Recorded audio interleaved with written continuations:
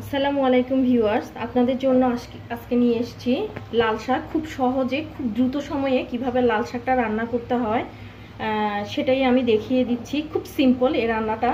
তো আমি চুলায় হাঁড়ি আগে থেকেই বসিয়ে দিয়েছি। এবার দিয়ে দিচ্ছি আমি তেল। আমার হাঁড়িটা অলরেডি শুকানো আছে।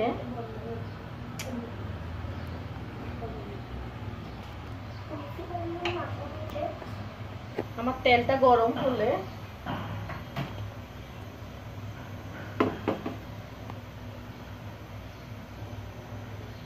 তেলটা অলরেডি গরম হয়ে এসছে। এখন আমি দিয়ে দিব, আগে থেকে আমি রসুন ছেঁচে নিয়েছি, রসুনটা দিয়ে দিচ্ছি। এটা খুবই সিম্পল এবং খুব দ্রুত সময়ে হয়। রসুনটাকে ভাজা ভাজা করে নিচ্ছি।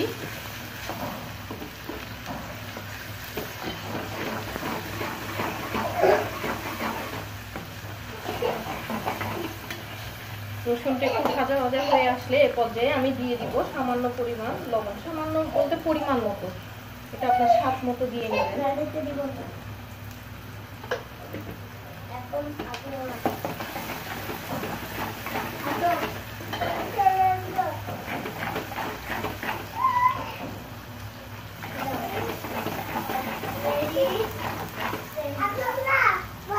রসুনটা একটু ভাজা ভাজা হলে আমি লাল শাকটা দিয়ে দিব।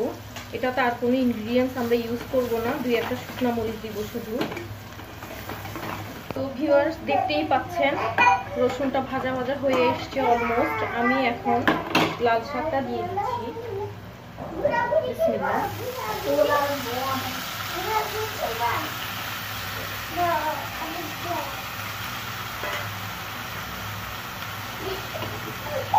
এটা নেড়ে চেড়ে দিব।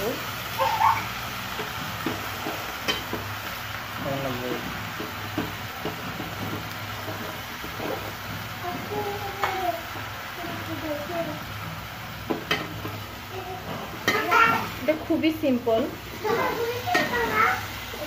লাল শাকটা চিংড়ি মাছ দিয়ে রান্না করলেও মজা লাগে, ডাল দিয়েও রান্না করা যায়। এগুলো আমি পরে দেখিয়ে দিব। আজকে আমি এভাবে খুব সিম্পল করে, যারা একেবারেই রান্না পারেন না, নতুন রান্নায়, তাদের জন্য এটা দেখিয়ে দিচ্ছি।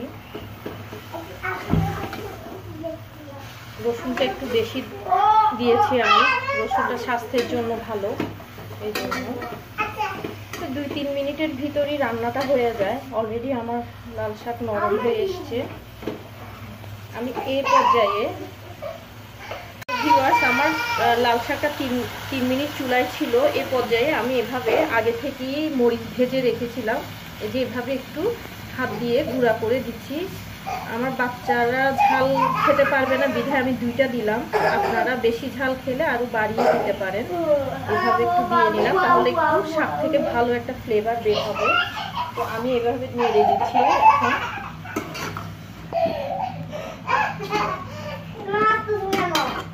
অলরেডি আমার লাল শাক রান্না শেষ। তো হয়ে গেল আমার লাল শাক রান্না। তো এভাবে আপনারা বাসায় রেগুলার সবসময় করবেন। আজকে এই পর্যন্ত। আসসালামু আলাইকুম। লাইক এবং সাবস্ক্রাইব করুন।